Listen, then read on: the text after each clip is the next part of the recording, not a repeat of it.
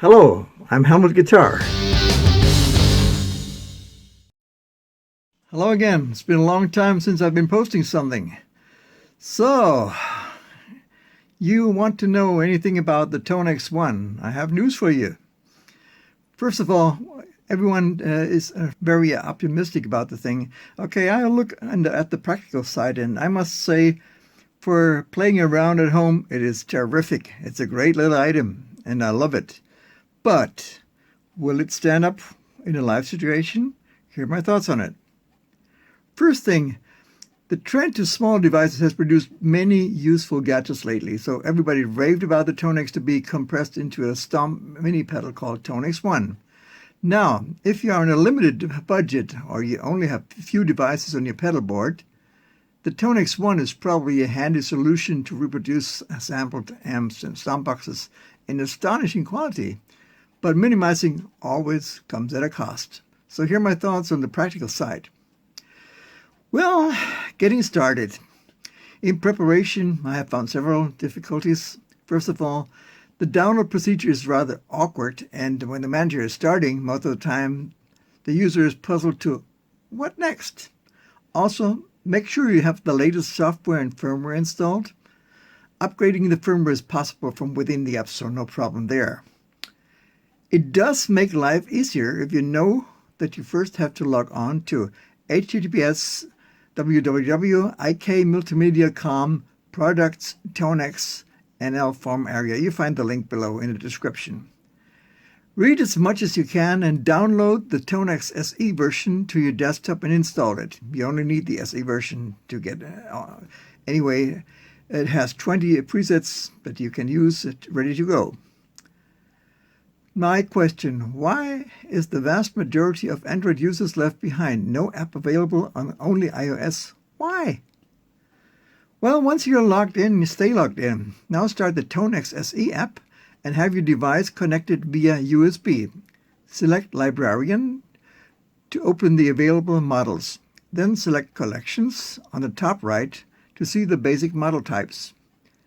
After clicking on those model types, a list will open where you can choose any of those as your preset. They can be dragged into your 20 favorites. You will have to override one of the ones you dislike. Select Back to Collection Browser on the top left to return to the graphical view. And now here comes the interesting part.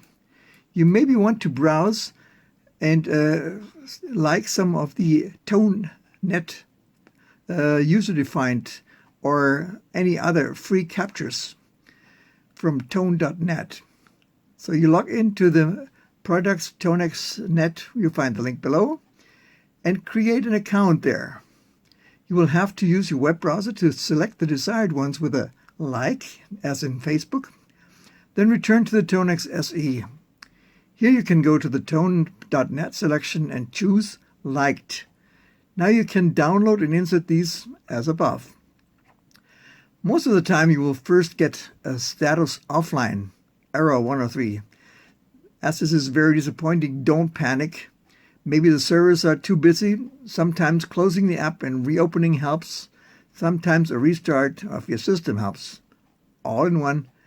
It takes a lot of patience. Now to the live part as promised. Looking at the device, I see the first disadvantage that probably is impossible to remedy is the absence of true bypass. You will always have some kind of amp or stomp colorization in your signal path. This is a no-go for complex pedal boards. Second, on a live stage, there will most likely always be colors, and not all the time, maybe even changing. So using 3 colored knobs, LED knobs so to speak, to distinguish the status of selection is a very bad idea in my opinion. First question, when not in dual mode, that is the stomp off on, why do all 3 lights have to be on always? Maybe a firmware upgrade could avoid this so that only the active channel is lit. Second, why is the print in gray on black? What the hell? Low contrast. The secondary functions are even darker in the non-fat font.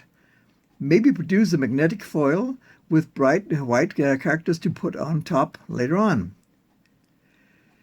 Editing in a live situation is next to being impractical, so limit your choices to as little as possible and you might be able to work with it live. The foot switch on the device is a soft action switch and reacts immediately. This can be an advantage as well as a source for accidentals. One good thing I like about it is the USB-C connector is also available as a power source. So maybe one thing you should do is make up your mind. Is it worthwhile? I mean, the money part of it is very interesting, and also the size of it is very tempting. But do you have a complex pedal board?